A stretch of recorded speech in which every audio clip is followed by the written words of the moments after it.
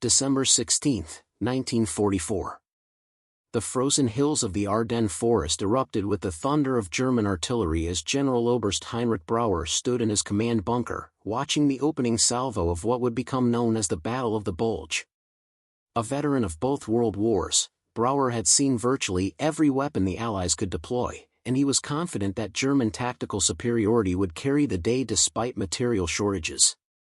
His chief of staff, Oberst Klaus Mendel, handed him the latest intelligence report on American defensive positions, and Brauer allowed himself a rare smile. The Americans, he thought, remained predictable in their reliance on massed firepower over tactical finesse. Before we jump back in, tell us where you're tuning in from, and if this story touches you, make sure you're subscribed, because tomorrow, I've saved something extra special for you. What Generaloberst Brauer did not know in that freezing dawn was that concealed within American artillery batteries across the front line was a technological innovation that would fundamentally alter the calculus of modern warfare. A device so revolutionary that it would render decades of German tactical doctrine obsolete in a matter of days. This small electronic component, no larger than a man's fist, represented a quantum leap in weapons technology that German military intelligence had dismissed as American propaganda. Within 72 hours, Brauer would witness the destruction of 3 elite panzer divisions, watch his carefully planned offensive crumble under a rain of perfectly timed explosions, and come to understand that Germany was not merely losing a battle but confronting a form of warfare against which they had no defense. The VT proximity fuse, officially designated as variable time fuse but secretly standing for its true function, was about to introduce the German high command to the terrifying reality of American technological supremacy. And for Generaloberst Brauer, the man who had laughed at intelligence reports describing American artillery shells that could think for themselves, the education would be written in the blood of 50,000 German soldiers. The German military establishment of 1944 was built upon a foundation of tactical excellence forged through 2 decades of intensive study, innovation, and combat experience. Following the humiliation of the Versailles Treaty, the Reichswehr had been limited to 100,000 men, but this restriction had paradoxically created one of the most professionally competent military forces in history. Every German soldier was trained to lead, every officer schooled in initiative and adaptive thinking. The doctrine of Auftragstaktik, or mission-type tactics, emphasized achieving objectives through flexible means rather than rigid adherence to orders. This approach had served Germany brilliantly in the early years of the Second World War, allowing smaller forces to defeat larger opponents through superior maneuver and coordination. German artillery doctrine reflected this tactical sophistication. The Wehrmacht employed some of the finest field guns in the world, including the legendary 88mm dual-purpose gun that could destroy tanks and aircraft with equal effectiveness. German forward observers were trained to unprecedented levels of skill, able to call in devastating barrages with remarkable precision. The mathematical tables used to calculate trajectory, wind drift, and shell performance were considered the most accurate in any military force. German gunners took professional pride in their ability to place shells exactly where needed using careful observation and meticulous calculation. This system had worked flawlessly across Poland, France, and the vast expanses of Russia. American artillery, by contrast, was viewed by German military professionals with a mixture of respect for its abundance and contempt for its crude application. Intelligence assessments compiled by the Oberkommando der Wehrmacht consistently characterized American gunnery as wasteful, relying on massive expenditure of ammunition rather than precise fire control. Reports from the Eastern Front, where German officers had interrogated Soviet gunners trained by American advisors, reinforced this perception. The Americans, it seemed, preferred to saturate an area with shells rather than engage in the careful, economical application of firepower that defined German practice. Generaloberst Brauer embodied this confidence in German tactical superiority. Born in 1889 to a family with 3 generations of military service, he had earned his commission in the Imperial Army in 1909 and survived the carnage of Verdun as a young artillery officer.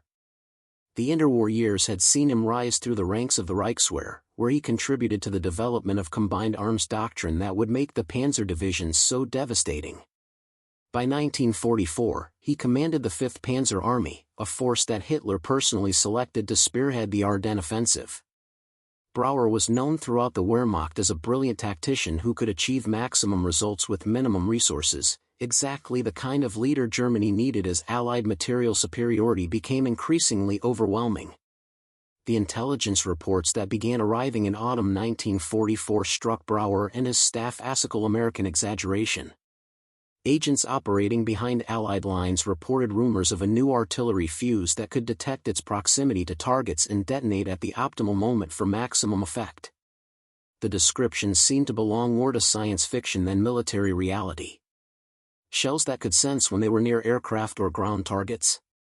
Electronics sophisticated enough to function inside an artillery shell subjected to forces exceeding 20,000 times gravity.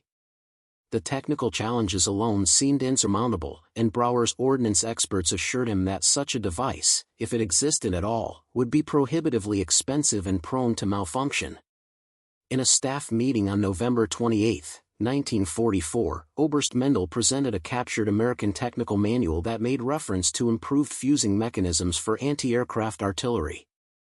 The document was deliberately vague, offering no specifics about how these fuses functioned, but it suggested that American anti-aircraft effectiveness had improved dramatically since 1943. Brauer reviewed the document with skepticism. "The Americans have always excelled at propaganda," he remarked to his assembled staff officers. "They want us to believe they possess wonder weapons to mask their tactical deficiencies. Even if such fuses exist for anti-aircraft work, the notion that they could be adapted for field artillery against ground targets is absurd." The meeting concluded with a dismissive assessment that any new American fusing technology would have marginal impact on the coming offensive. This assessment was shared throughout the German military hierarchy. General Feldmarschall Gerd von Rundstedt, overall commander of German forces in the West, had been briefed on the possibility of American proximity fuses but considered the reports unreliable. His primary concerns were fuel supplies, weather conditions, and the speed at which Panzer spearheads could reach the Meuse River before American reinforcements arrived. Artillery duels were expected to favor German tactical flexibility over American material abundance, as had been the case in Normandy and across the Italian front. The German General Staff operated under the assumption that while Americans might fire 10 shells for every German round, superior fire discipline and tactical positioning would neutralize this quantitative advantage. What German intelligence had failed to grasp was the enormous investment the United States had made in applied physics and electronic engineering since entering the war. The National Defense Research Committee, established in 1940, had mobilized American scientific talent on an unprecedented scale. Universities, private laboratories, and industrial research facilities were coordinated to solve specific military problems with whatever resources were necessary. The Proximity Fuse Project, initiated at the request of the Navy to improve anti-aircraft defenses, had consumed over $27 million by 1944, an astronomical sum that reflected American willingness to pursue technological solutions regardless of cost. The technical achievement represented by the VT fuse was staggering. Engineers had created a miniature radio transmitter and receiver that could survive being fired from a cannon, function reliably at temperatures ranging from Arctic cold to tropical heat, remain dormant until clear of friendly forces, and then accurately measure its distance from a target using radio echoes. The fuse contained a vacuum tube radio system, a battery that activated upon firing, and an electronic circuit sophisticated enough to distinguish between genuine targets and false returns from the ground. All of this was packaged into a device that screwed into the nose of a standard artillery shell and cost approximately $18 to manufacture, cheap enough for mass production yet revolutionary in its capabilities. The first combat use of VT fuses occurred in the Pacific Theater in January 1943, when the cruiser USS Helena used them against Japanese aircraft. The results were immediately apparent as American anti-aircraft effectiveness increased dramatically. By mid-1943, VT-fused shells were standard issue for the Navy, and Japanese pilots learned to fear American anti-aircraft fire in a way they never had before. The technology remained so secret that shells fitted with VT fuses were initially forbidden for use over land for fear that unexploded rounds might fall into enemy hands and reveal the secret. This restriction was partially lifted in late 1944 as the Allies advanced into Germany and the risk of technology compromise was deemed acceptable given the tactical advantages. The adaptation of VT fuses for field artillery transformed them from an anti-aircraft weapon into something far more devastating. Traditional artillery shells were fused to detonate either on impact or after a set time delay. Impact fuses required a direct hit to be effective, while timed fuses depended on accurate range estimation and were useless against moving targets. Airburst artillery, where shells exploded above enemy positions, could be achieved with timed fuses, but this required perfect calculation of range, shell velocity, and the precise moment of detonation. Even slight errors would cause shells to burst too high, wasting their effect, or too low, burying their energy in the ground. The VT fuse eliminated all these variables by automatically detonating at the optimal height above any target it detected, typically between 20 and 50 feet, depending on terrain and target characteristics. Against infantry in the open or in shallow entrenchments, VT-fused artillery was apocalyptic in its effectiveness. Traditional artillery killed primarily through direct impact and shrapnel that traveled horizontally. Soldiers could gain significant protection by lying flat or taking cover in foxholes. An airburst shell, however, sent shrapnel downward and outward in a cone pattern that was nearly impossible to escape. The blast effect was also more pronounced, as the shock wave was not absorbed by the ground. Tests conducted at Aberdeen Proving Ground in Maryland demonstrated that VT-fused shells were up to 5 times more effective against personnel than traditional fuses, and they required no calculation or adjustment by the gunners. Fire direction was simplified to basic range and azimuth, while the fuse handled the complex problem of optimal detonation height automatically.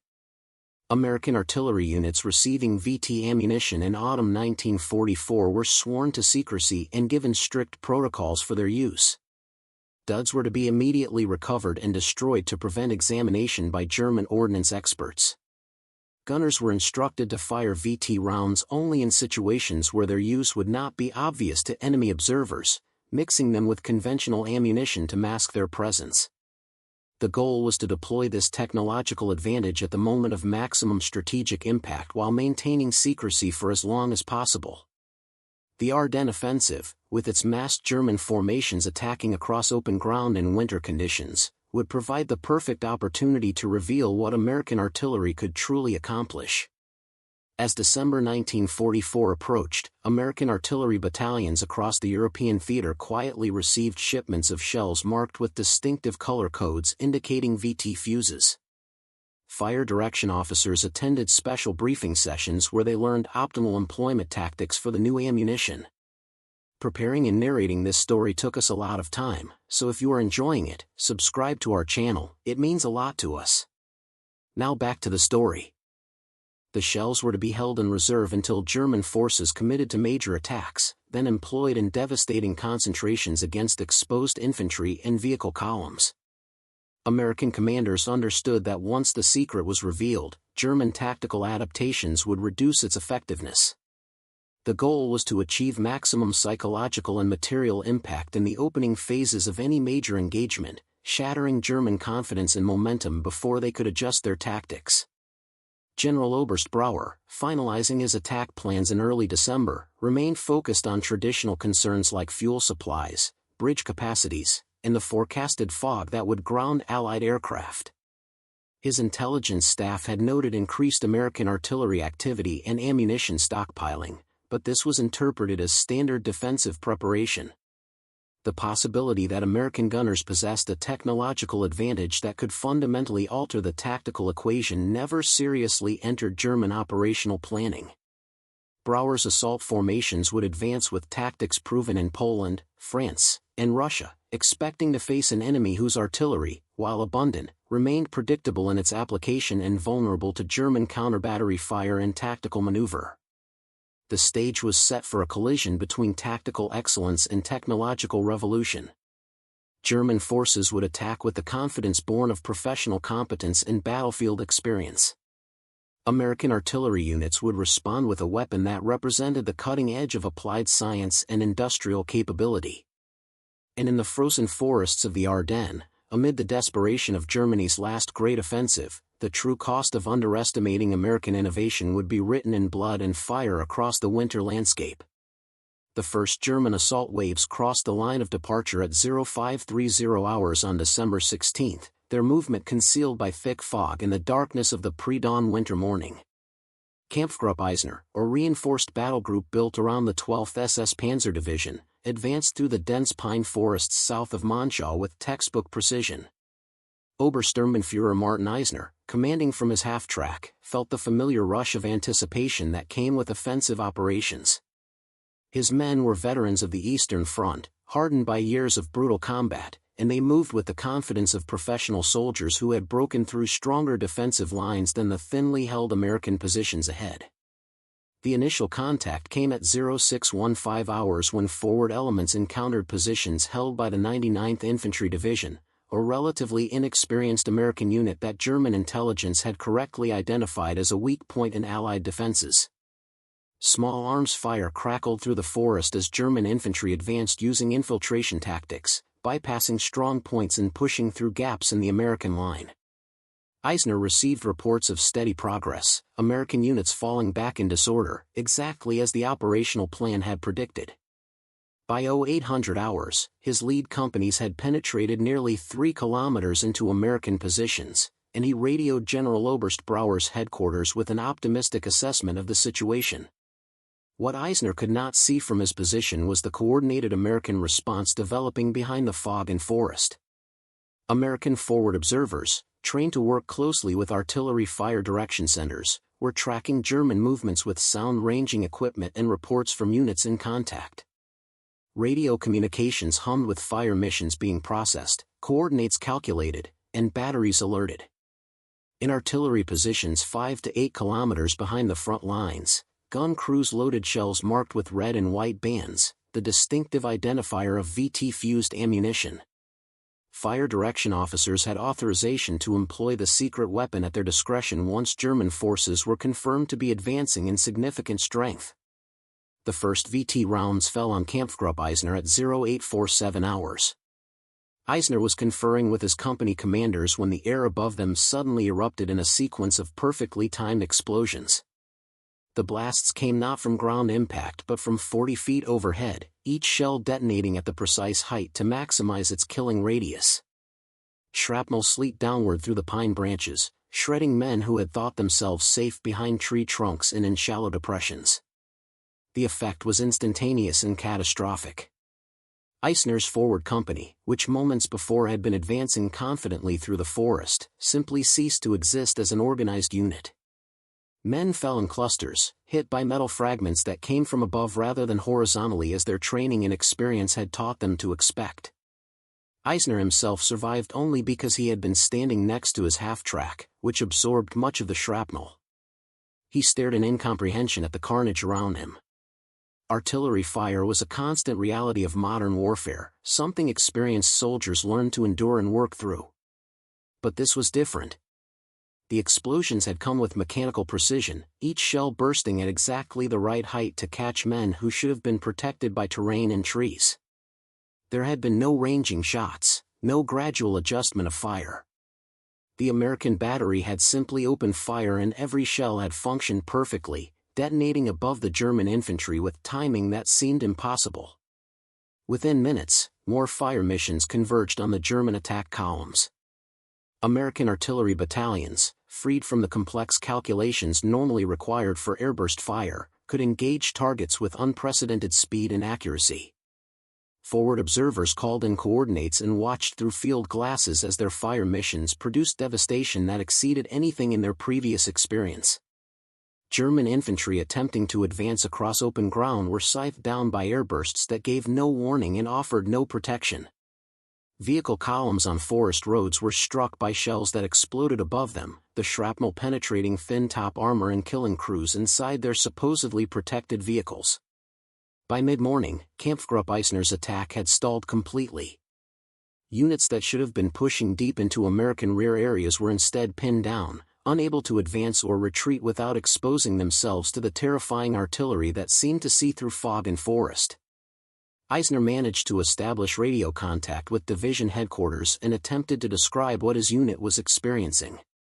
His report was confused and fragmentary, speaking of artillery that exploded in the air without warning, of casualties far exceeding anything predicted by German tactical doctrine.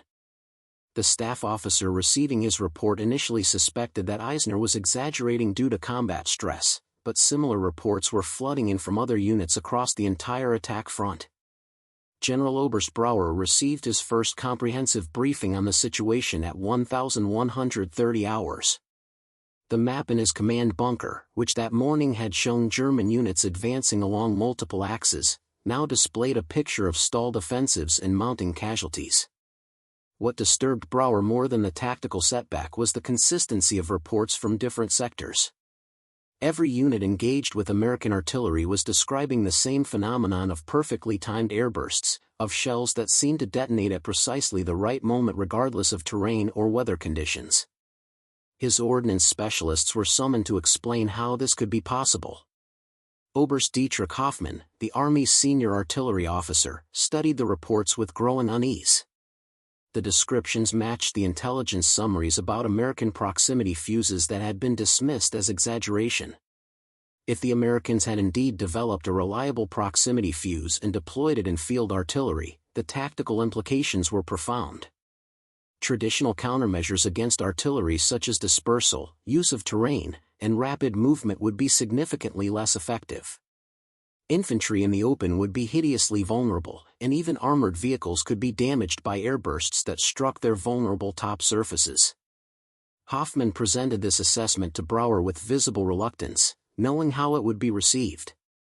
Brauer's response reflected the shock that would soon permeate the entire German command structure. This cannot be widespread, he insisted. Such devices would be impossibly expensive to produce in quantity. The Americans may have a limited supply for special circumstances, but they cannot possibly equip their entire artillery arm with such technology. We must push through this initial resistance. Once our Panzer spearheads break into open country, their artillery will be irrelevant regardless of how sophisticated their fuses may be. The meeting concluded with orders to continue the offensive, accepting higher casualties as necessary to achieve the operational objective of reaching the Meuse River before American reinforcements could arrive. What Brauer did not know was that American industry had been producing VT fuses at a rate exceeding 40,000 per day since mid-1944. The manufacturing process, initially complex and expensive, had been refined through typical American industrial engineering until proximity fuses cost only marginally more than conventional mechanical fuses. By December 1944, American artillery units had stockpiles of VT ammunition sufficient to fire them almost exclusively if tactical situations warranted. The weapon that Brauer hoped was a limited special technology was in fact standard equipment, available in quantities that German planners would have considered impossible. The afternoon of December 16 brought no relief for German forces. As fog began to lift in some sectors, allowing better observation, American artillery fire intensified. Forward observers could now see German columns attempting to maneuver in called-in fire missions that were answered within minutes by devastating airbursts. The psychological effect on German troops was severe. Veterans who had survived years of combat on the Eastern Front found themselves facing a weapon against which their experience offered no protection. The instinctive responses to artillery fire, seeking low ground and hugging terrain, were useless against shells that exploded overhead. Some units began to show signs of demoralization, with soldiers refusing to advance across open areas even when ordered. Hauptmann George Richter, commanding a company of the 3rd Panzergrenadier Division, attempted to lead his men across a snow-covered field toward an American position at 1,545 hours. His unit came under fire from American artillery as soon as they left the tree line. Richter watched in horror as perfectly timed airbursts walked across his formation, each explosion killing or wounding multiple men. Within 90 seconds, his company had suffered over 40% casualties and the survivors were scrambling back to cover. Richter himself was hit by shrapnel that shattered his left arm and tore through his side. As he lay in the snow waiting for medics, he found himself thinking that he had never seen anything like this, not at Kursk, not during the retreat through Ukraine, nowhere in 3 years of combat had he encountered artillery this devastating. By nightfall on the first day, the Ardennes offensive had failed to achieve any of its initial objectives. German units had advanced in some sectors, but nowhere near the distances anticipated by the operational plan. Casualty reports streaming into headquarters painted a grim picture. Units that should have suffered 10 to 15% casualties in a day of heavy fighting were reporting losses of 30 to 40%. Medical stations were overwhelmed with wounded, many suffering from shrapnel wounds inflicted from above, a pattern of injury that medical officers found unusual and disturbing. The Americans had fired an estimated 50,000 artillery rounds during the first day, and the effectiveness of each round far exceeded German expectations based on previous combat experience. Generaloberst Brauer convened an emergency meeting with his division commanders that evening. The room was filled with officers whose confidence had been badly shaken by the day's events. These were men who had planned and executed successful offensives across Europe, yet they now faced a tactical problem for which their training and experience offered no solution. Major General Kurt Dressler, commanding the 116th Panzer Division, spoke for many when he described the effect of American artillery on his units. "Our men are veterans who do not break easily," he said, "but they are facing something for which they have no frame of reference. Every artillery barrage produces casualties far exceeding what we would expect. Our usual tactics of dispersal and use of cover are much less effective. If this continues, we will suffer unsustainable losses before achieving any significant penetration." The discussion that followed revealed the depth of German miscalculation. Officers accustomed to calculating artillery effectiveness based on years of combat data found that their assumptions were obsolete. The proximity fuse had fundamentally altered the mathematics of indirect fire. Where previously a battery might need to fire 50 rounds to achieve a certain effect on target, VT-fused rounds could accomplish the same with perhaps 10 rounds. The American advantage in ammunition supply, already overwhelming, was effectively multiplied by 5 when combined with this technology. German artillery, firing conventional fuses with much more limited ammunition stocks, could not hope to achieve fire superiority under these conditions. Brauer ordered the offensive to continue, but his directives now included specific instructions for dealing with American artillery. Units were to advance primarily during darkness and fog when American observation would be limited. Movement across open ground was to be avoided wherever possible. Attacks were to be concentrated on narrow fronts to minimize exposure to artillery fire. These were defensive measures, tactics designed to mitigate a threat rather than overcome it. The confident plan to smash through American lines with speed and shock had been replaced by cautious maneuvering aimed at survival as much as advancement. The second day of the offensive brought more of the same.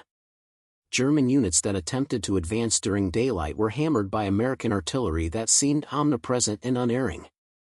The VT fuses performed flawlessly in the cold December weather, their electronic components functioning reliably despite temperatures well below freezing. American gunners, freed from the complex calculations normally required for effective indirect fire, could engage targets of opportunity with minimal delay. The psychological advantage was enormous. German commanders found themselves hesitating to maneuver, knowing that any movement detected by American observers would bring down accurate fire within minutes. Major Karl Brenner, an intelligence officer attached to the 5th Panzer Army staff, was tasked with compiling reports on American artillery effectiveness for transmission to higher headquarters. His analysis, completed on December 18, made for sobering reading. Based on casualty reports and ammunition expenditure data, he calculated that American artillery was achieving kill rates approximately 5 times higher than previous norms. If this represented a permanent technological advantage rather than a temporary circumstance, he concluded, the operational implications were catastrophic. German forces could not sustain an offensive against an enemy whose artillery was this effective. Even defensive operations would suffer unsustainable casualties if American forces possessed this capability in all theaters. The implications extended beyond the immediate tactical situation. German military doctrine since the 1920s had emphasized quality over quantity, professional excellence over material superiority. This approach had worked brilliantly against opponents who were either qualitatively inferior or quantitatively limited. But the proximity fuse represented a combination of both qualitative and quantitative advantage. The Americans had not only developed superior technology but had also manufactured it in quantities that allowed universal deployment. This was industrial warfare at a level that Germany, with its battered economy and limited resources, could not hope to match. By December 20th, for days into the offensive, German casualties had reached catastrophic levels. The 5th Panzer Army alone had suffered over 18,000 casualties, far exceeding the rate anticipated for a successful offensive. Medical services reported that an unusually high percentage of wounded men had suffered multiple fragment wounds from airbursts, injuries that were often more severe than those from ground-burst shells. The psychological toll was equally significant. Units that had fought effectively on the Eastern Front were showing signs of combat fatigue and reluctance to engage. Officers reported difficulty in getting men to advance across open ground, with some soldiers openly expressing that they would rather face Russian artillery than continue against American guns. Generaloberst Brauer, reviewing casualty figures in his command bunker, experienced a moment of clarity that would haunt him for the remainder of his life. The numbers on the page before him represented not just tactical failure but the collapse of fundamental assumptions about German military capabilities. His army, trained and equipped according to the best principles of modern warfare as Germany understood them, was being systematically destroyed by an enemy whose technological superiority they had consistently underestimated. The proximity fuse was not an isolated development but a symptom of a broader American advantage in applied science and industrial production. If the Americans could produce such sophisticated devices in quantities sufficient to equip their entire artillery arm, what other technological surprises awaited German forces? The question would be answered sooner than Brauer anticipated. Intelligence reports from other fronts began arriving, describing similar experiences with American artillery. Units in Alsace reported facing the same mysterious airbursts.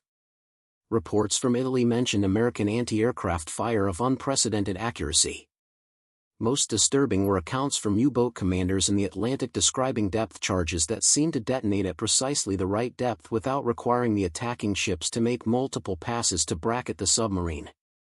The proximity fuse, it appeared, had been deployed across the entire spectrum of American military operations, representing an technological advantage that permeated every level of combat. As Christmas approached and the Ardennes offensive ground toward its inevitable failure, German officers throughout the command structure were undergoing a collective psychological crisis. The confidence born of tactical excellence and battlefield experience was crumbling in the face of an enemy who combined material abundance with technological sophistication. The Americans were not, as German propaganda had long insisted, merely wealthy amateurs who relied on superior numbers. They were innovators who had harnessed scientific knowledge and industrial capacity to create weapons that rendered German tactical doctrine obsolete. And they had done so with a speed and scale that German military planners had considered impossible. Up next, you've got two more standout stories right on your screen.